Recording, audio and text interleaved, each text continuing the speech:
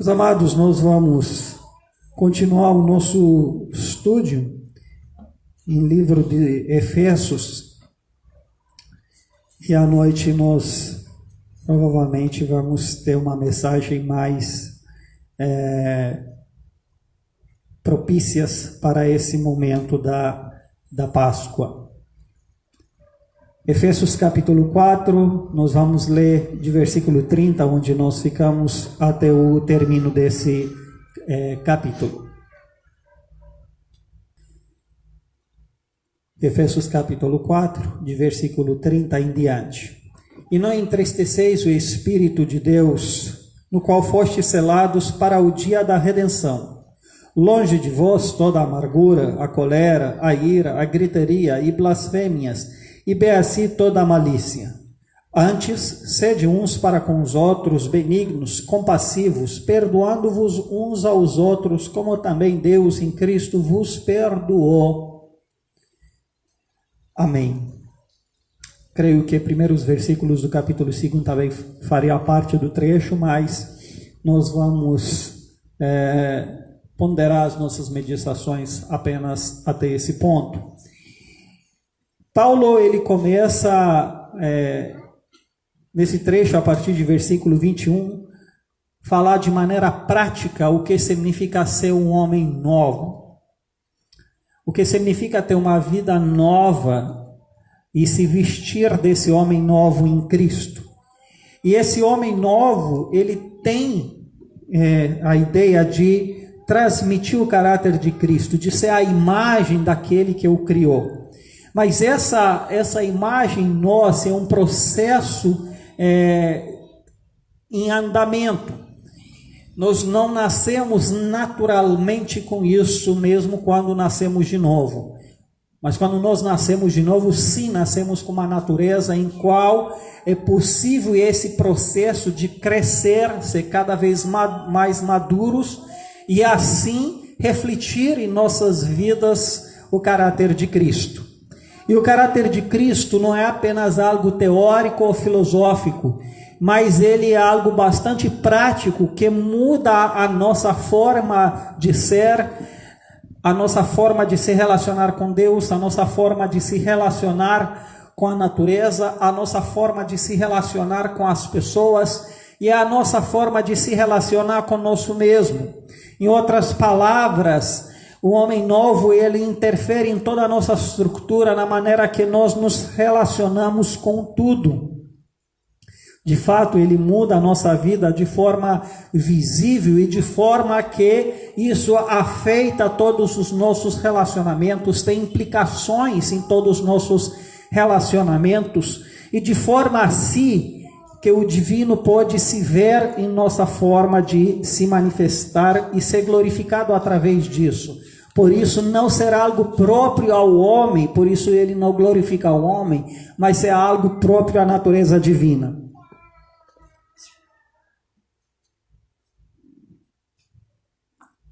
Então Paulo nesse trecho, ele faz algumas menções, algumas coisas bastante práticas, que embora pareçam simples, básicas e óbvias, no entanto, elas não são mais comuns à natureza pecaminosa, como por exemplo, a questão da mentira e da verdade, como a questão de como usamos as nossas emoções, como a questão de trabalhar, a questão de falar e tudo mais. São questões óbvias, básicas, simples, mas que no entanto faz toda a diferença. E que em nossa natureza elas não são tão fáceis quanto parece óbvio. E cristianismo, de certa forma, ele não é algo misterioso, algo espetacular em si, mas ele traz consigo a simplicidade da vida natural que Deus a propôs desde o início, que refletiria o seu caráter, mas que foi corrompida pelo pecado e agora restaurada em Cristo. E a Páscoa, meus amigos, falando um pouco da Páscoa, ela na verdade nos leva do nosso contexto a ser guiados por Deus para uma nova vida. A Páscoa, ela traz um novo início para nós. E Paulo fala dessas coisas que nós devemos pensar e aplicar de maneira consciente, crescendo nisso. Então, o caráter de Cristo em nós é algo que ele se cria, que ele é progressivo através de um processo de santificação ou um processo de discipulado, onde nós aprendemos aquilo que Cristo nos ensinou. E após Paulo dar algumas ideias práticas, no versículo 30, ou quase no meio do capítulo, ele traz em jogo as implicações disso e diz: e não entristeceis, em outras palavras, fazendo diferente, o Espírito de Deus, no qual fostes selados para o dia da redenção. É interessante que no meio dessas argumentações práticas do homem novo, Paulo traz um motivo a mais da nossa vida cristã. Deus nos selou com o seu próprio Espírito para o dia da redenção. E ele diz que a gente tem que viver com a consciência que somos, em outras palavras, guardiões ou templos do Espírito Santo, e não entristecer com a nossa maneira de ser e viver o Espírito de Deus que opera em nós, tem o propósito de operar em nós o caráter de Cristo. Então, a nossa motivação não é meramente moral, mas ter a relação com o Espírito que está em nós. Não é só uma questão de ética dentro da sociedade, mas é uma questão de relação íntima e pessoal com o Espírito de Deus que está em nós e que nos conduz nesse propósito. Não entristeçais, porém, o Espírito de Deus. Então ele deixa entender que há essa possibilidade de afetar esse relacionamento, de entristecer, de frustrar, se é que podemos falar nesses termos do Espírito de Deus, mas não nos comportar na expectativa daqueles que têm o Espírito de Deus em nós. É como Paulo, ele disse em algum momento que a graça de Deus não foi em vão na vida dele, pois ele trabalhou mais do que todo mundo. Então, ele quer mostrar com isso que o fato de Deus conceder graça a ele não foi por nada, mas isso se aplicou numa vida de serviço a Deus. E nesse sentido, ele não frustrou as expectativas da graça de Deus. E é por isso que aqui diz: não entristeceis o Espírito Santo, Espírito esse que vocês fostes selado para aquela dia maravilhosa da redenção. Ele é a garantia daquilo que estávamos esperando em Cristo, da graça que será trazida à sua vinda, em qual nós somos chamados de fato a colocar a nossa esperança. A Bíblia diz que nós devemos colocar toda a esperança na graça que será trazida na vinda de Cristo, e não em outras coisas, porque esse mundo, querendo ou não, nós vamos peregrinar por eles, por meio de alegrias, por meio de frustrações, por altos e baixos. A nossa esperança e expectativa não é que vamos encontrar alguma estratégia para que o mundo seja perfeito. O mundo nunca vai ser nesse sentido perfeito, o mundo que nós vivemos hoje. Sim, a expectativa da transformação está dentro do Evangelho. No entanto, sabemos que o mundo como um geral jaz no maligno. Então a nossa expectativa é no novo mundo que Deus o trará junto aos filhos de Deus, no dia da redenção.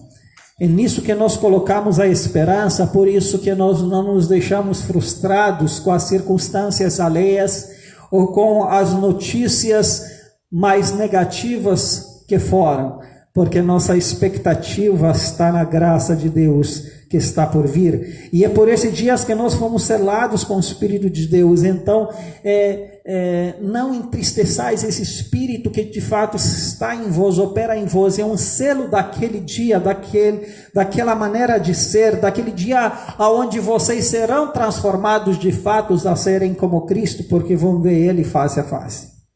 E aí, ele entra em versículo 31, voltando de novo a uma forma de viver que agrada a Deus, que glorifica a Deus, que é oposto a entristecer o Espírito de Deus.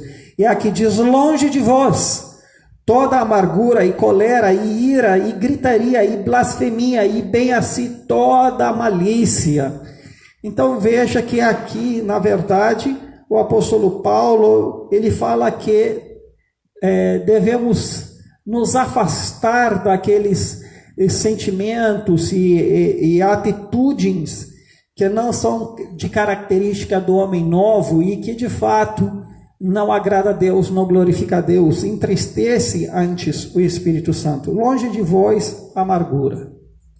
Amargura é um fruto da nossa chateação quando algo acontece, e que quando nós deixamos aquele resolvido por muito tempo em nossas vidas. A Bíblia diz que nós não devemos deixar nem raiz de amargura brotar em nós, por isso levar à destruição. A amargura, ela é um sentimento negativo crescente e que ele produz destruição à medida que ele cresce. Então ele é danoso não somente por ele em si, por sentimento, mas por aquilo que ele provoca em nós. Mas Paulo não para aqui, ele fala de uma multitude de sentimentos que, de certa forma, eles estão ligados à amargura. Está tendo um pensamento de que quando nós estamos frustrados, chateados, entristecidos por uma pessoa, nós podemos nutrir uma série de sentimentos e atitudes espontâneas inadequados, como colera, ira, gritaria, blasfêmia e bessa malícia. E como nós vamos com tudo. Não é que quando algo negativo acontece, nós imediatamente somos levados a ira, a gritar, a blasfemar ou a xingar. E às vezes até ter desejos maliciosos, dependendo do caso. Então é uma multitude de sentimentos que vem como uma bomba dentro de nós, quando nós não sejamos atentos e reagimos, deixamos livre esses sentimentos a fluir em nós. Paulo diz: longe de vós tudo isso. Longe de vós essa maneira de reagir.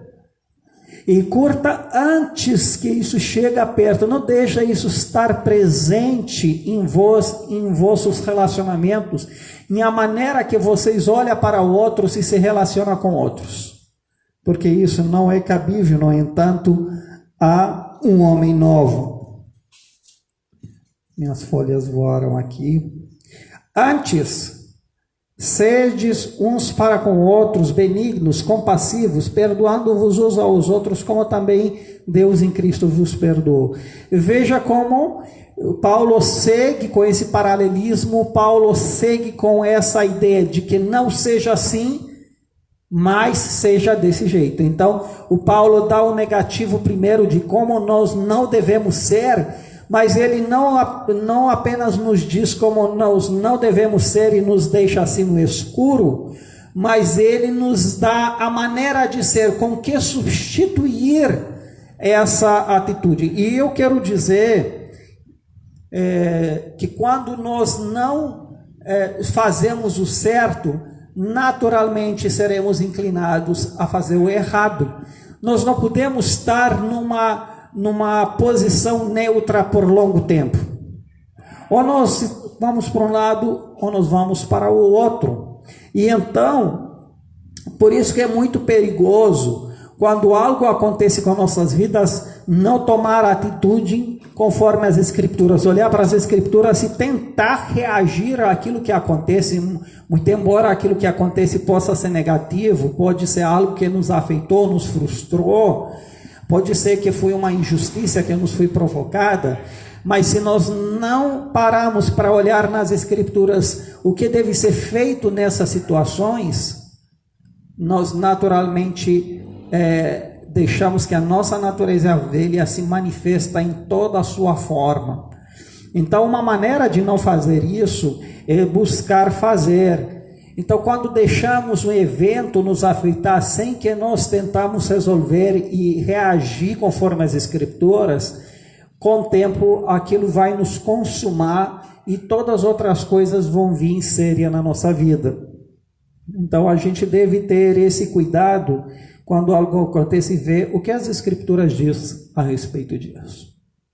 Porque, meus amados, as Escrituras não nos ensinam a viver somente em situações favoráveis, mas também quando algo errado acontece, Deus tem uma maneira de nos ensinar a nos comportar. Então é preciso que quando algo negativo acontece, também ver, tá, isso não está certo, isso é uma injustiça, mas de que forma nessa situação, como cristão, eu devo me portar? O erro não justifica a nossa falta do cristianismo. Nós não sejamos cristãos apenas em situações justificáveis, mas também naquelas injustificáveis. Em outras palavras, mesmo quando tudo dá errado, a gente, por mais que naturalmente teria justificativas de agir como o mundo, nós devemos agir, portanto, mostrando o caráter de Cristo. E não deixar lugar às coisas da velha natureza. Quando fala isso antes, eu entendo também que antes de amargura ela tomar conta da sua vida, antes de deixar os sentimentos da velha natureza tomar conta de você e conduzir esse relacionamento, porque veja, a amargura, colera, ira, gritaria, blasfêmia, se bem toda malícia, isso não se refere apenas a sentimentos alheios sobre nada, mas isso tem a ver com as nossas relações, os sentimentos que estão dentro do nosso trato com outras pessoas. Então, nesse trato, antes que isso aconteça, antes sede uns para com os outros benignos. Pessoas que desejam o bem, compassível. Pessoas que sejam pacientes, perdoando-vos aos outros. Meus amigos, quando diz perdoando-vos, isso envolve naturalmente a consciência que o outro pode errar conosco. Deus leva em conta essas possibilidades. Mas pastor, ele fez isso e aquilo. Pois é, exatamente por isso que há necessidade de perdão, porque se não fizesse nada de errado, não havia necessidade de perdão. Então a Bíblia contempla também a possibilidade dentro dos nossos relacionamentos de errar um com o outro. Não é que isso é indicado, entenda, mas prevê situações em qual nós podemos nos frustrar uns aos outros, podemos errar em nossas palavras, em nossas maneiras de agir, às vezes conscientes, às vezes menos conscientes, mas seja lá como for, é por isso que existe...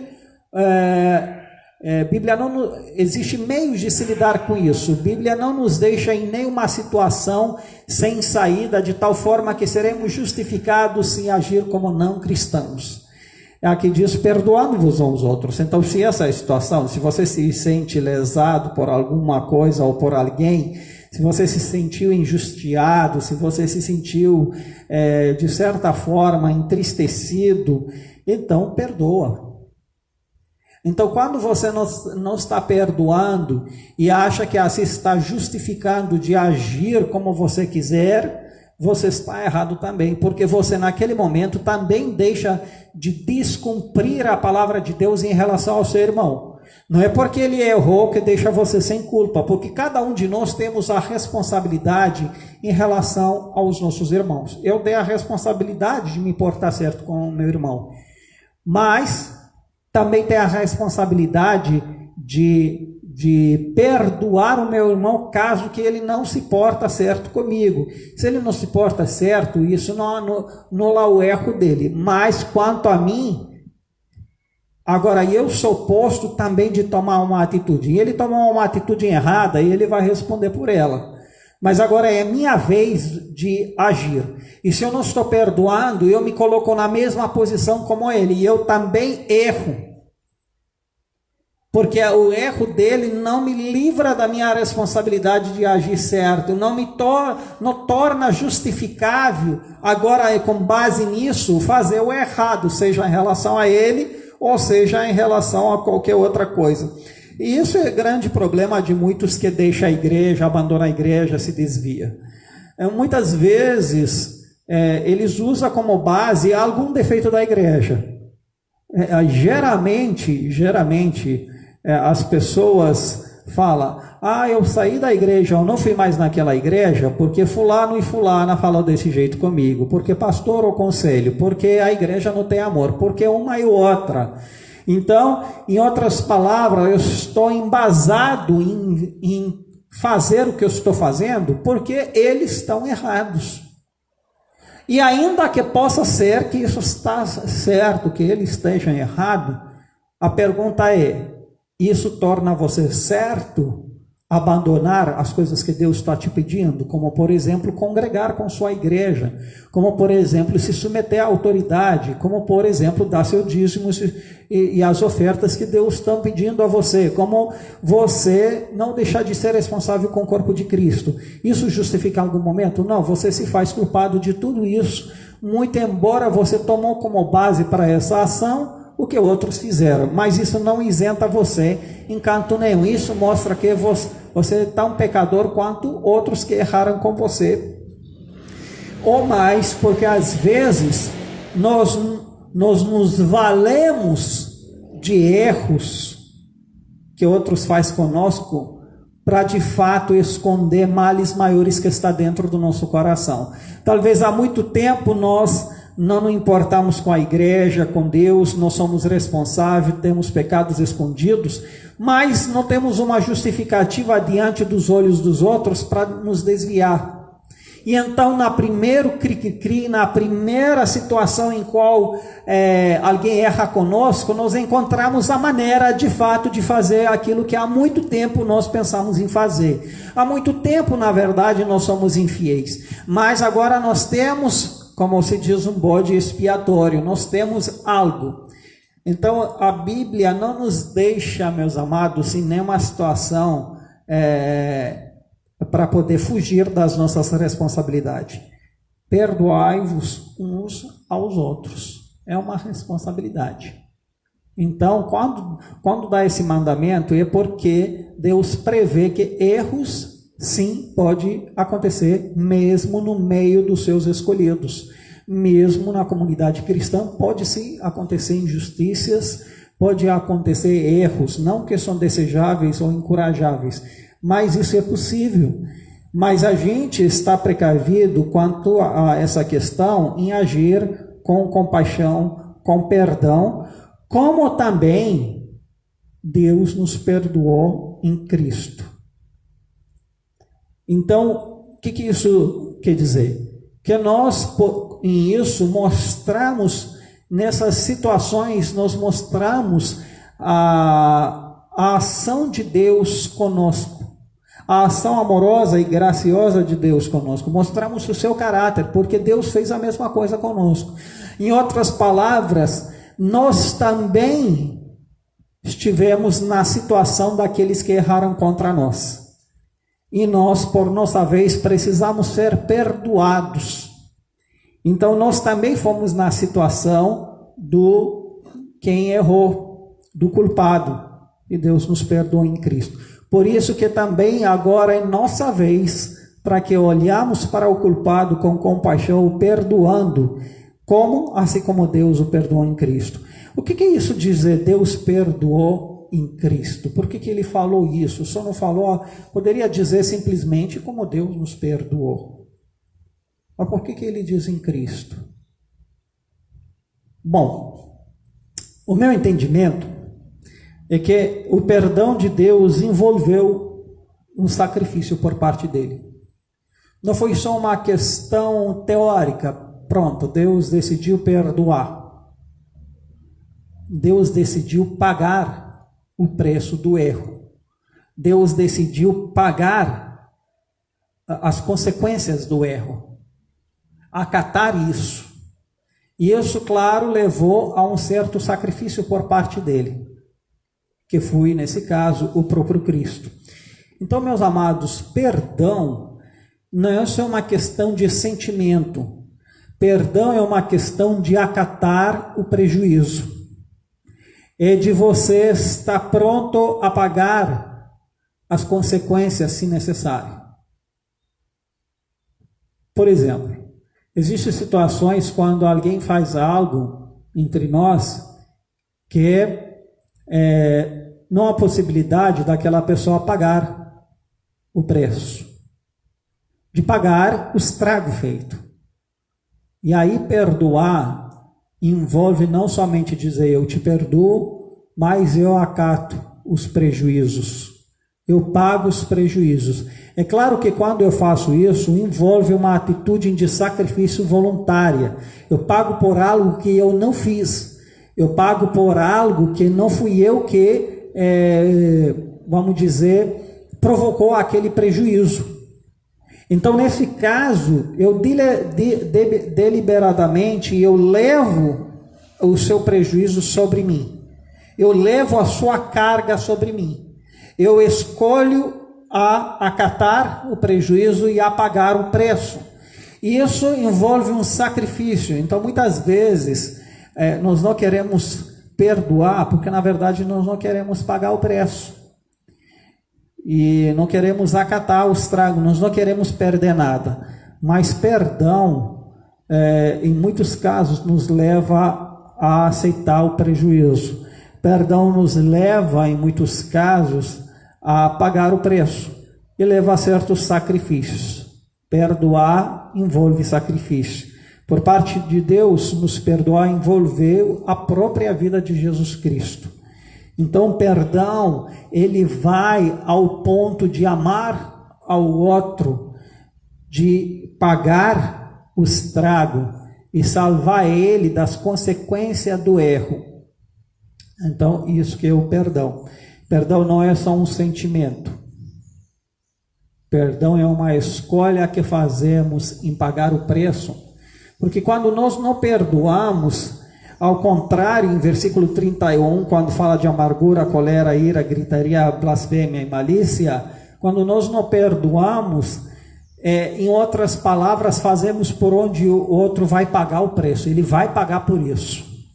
É um sentimento negativo, não que não seria justo ele pagar os prejuízos provocados, mas é um sentimento de querer fazer o outro pagar por isso. E quando nós temos esse sentimento, nós queremos que o outro sinta toda a dor, e das maiorias das vezes nós queremos dar o troco. Nós queremos que o outro paga muito mais do que de fato ele provocou. Então devemos tomar cuidado com essas atitudes. Então, meus amados, mas para viver desse modo, é preciso que eu olhe para Deus. É Ele que nos inspira. Porque se nós olharmos para o nosso próximo, essas atitudes são naturais, no entanto. Mas se olharmos para Deus, a gente tem outro tipo de atitude em que aprende a desenvolver, escolher a fazer e viver pela fé, não pelo sentimento. É por isso que a Bíblia diz, meu justo viverá pela fé. Em outras palavras, o que a fé nos ensina? Aquilo que está escrito na palavra de Deus, age desse jeito. E andar pela fé, muitas vezes, ser desligado de qualquer sentimento naquela direção. Por exemplo, perdoar alguém que errou. Se a Bíblia me diz isso, eu acredito nas Escrituras e faço isso. Em muitos casos, isso não vai junto com algum sentimento agradável em relação àquela pessoa, mas vai, no entanto, com uma escolha. Eu vivo pela fé. Em outras, eu escolho fazer isso tendo em vista aquilo que está escrito, não tendo em vista o sentimento natural que vem primeiro. Então, há uma escolha entre nós em seguir o sentimento que é natural, nasce na hora do erro, ou a palavra de Deus, que nos conduz mediante o Espírito, que o Espírito de Deus conduz em nós, pela fé. Então, é uma escolha que nós devemos fazer. Então eu entendo que dessa forma nós agradamos a Deus, mostrando o seu exemplo, e de fato, o versículo 1 e 2 de capítulo 5, que se Deus nos permitir, vamos tratar em outros momentos, ele de fato atesta essa realidade. No fim, assim que nós mostramos o caráter de Deus, mas nós vamos falar um pouco mais sobre isso domingo que vem. Então, meus amados, vamos atentar para aquilo que nós ouvimos, ser assim, pessoas que glorificam a Deus, e eu creio que nesse tempo de isolamento há uma possibilidade tremenda para que nós pensamos nas pessoas que conhecemos, nas pessoas com qual nos relacionamos, com qual temos contato, e pensar profundamente em nossos relacionamentos, quem sabe a hora de avaliar correto aquilo que aconteceu até agora e redimir nossos relacionamentos, de olhar para as pessoas e tentar refazer as pontes, ligar. Eu acredito que esse isolamento nos leva, no entanto, a refletir sobre todos os nossos relacionamentos. Quando nós estamos em correria diária o tempo todo, às vezes não para pensar na maneira que nós nos relacionamos, mas acredito que aquilo que acontece conosco hoje é uma oportunidade inédita que Deus nos deu a cada um e a igreja a refletir sobre o seu modo de vida, valores, prioridades e tudo mais, mas sobretudo agora sobre nossos relacionamentos. Então, meus amados, eu diria que há uma grande graça desse tempo e podemos dizer que temos parte de uma Páscoa feliz. Mesmo que não estamos reunidos fisicamente como gostaríamos, que não temos toda a estrutura que a gente adoraria ter agora para o culto, mas a Páscoa sempre traz as boas notícias da graça de Deus. É bom que nós refletimos sobre isso. Que Deus assim nos abençoe. Amém? Antes de fechar com a oração, gostaria de dizer para os irmãos que à noite nós nos reunimos online de novo, tendo em vista ainda as proibições de reuniões públicas. Eu sei que de desejar era que estejamos reunidos fisicamente, mas por mais que dentro das minhas, e creio que das emoções dos irmãos também seria a gente se arriscar e estar junto, é preciso que agimos com prudência e não somente em consequência das nossas emoções e colocar assim em risco coisas maiores. E entendemos que Deus vai haver um tempo quando nós vamos nos reunir, e se Deus permite esse tempo de reflexão, que o aproveitamos ao máximo. Então, eu peço aos irmãos que respeite esse tempo de isolamento, não faça reuniões separadas. Eu sei o grande desejo de estar junto, mesmo tomando cuidados, meus amados. Não adianta fazer um isolamento se, por outro lado, nós não respeitamos esse isolamento. Então é preciso respeitar e não furar esse isolamento. É para o bem de todos, né? Todo cuidado é pouco nesses momentos. E já que nos alegramos na nossa cidade, que não tem muito casos, pelo menos não oficiais, vamos fazer por onde isso permanece quanto a nós, a nossa responsabilidade, né? Então, os irmãos aí se preparam para a noite, para termos o nosso culto de Páscoa, e durante a semana, à medida que possível, por favor, atende esse clamor de alguns irmãos virem e limpar o templo, fazer uma limpeza aí no restante. Entenda, eu não estou convocando a igreja a estar reunida para fazer limpeza, estou convocando alguns irmãos em momentos diferentes, cada um vir fazer uma parte. É claro que isso pode ser arrumado numa discussão no Zoom ou no WhatsApp, e formar equipes de 2, de 3 apenas, e um fazer uma parte, outra vir fazer outra parte, porque afinal das contas, meus irmãos, você não deixa de ir no mercado, nem deixa de ir na feira, né? Agora, seria injusto fazer as coisas básicas da sua vida, ir no mercado, ir na feira, fazer as compras, onde, no entanto, há muitas pessoas, e não vir na igreja também fazer as coisas básicas, deixar tudo abandonado e sem limpeza. Dessa forma vai chegar um ponto que eu nem vou poder fazer nem culto online aqui, porque por causa da alergia e da poeira e tudo mais. Então, creio que os irmãos não usem de desculpa o isolamento, porque o irmão sai, no entanto, de casa. Então, vamos fazer o que depende de nós e ser coerente com as nossas responsabilidades, tá certo? Que Deus abençoe e vamos orar. Nosso Pai, nosso Deus, agradecemos ao Senhor pela sua palavra e pedimos que ela se faz viva e eficaz em cada um de nós. Sabemos que não é nosso natural de agir conforme o caráter de Cristo, mas mediante o seu Espírito Santo que está em nós, nos dá a graça de atender o seu chamado e crescer na sua graça, crescer em maturidade e expressar o caráter de Cristo em nós. Abençoe a sua igreja para ser responsável dentro desse isolamento e fazer o certo. Que o Senhor nos guarde e nos proteja. Em nome de Jesus. Amém. Amém. Que Deus abençoe os irmãos e a nossa saudade é grande, mas vamos esperar o tempo certo para que nós nos reencontramos. Até mais.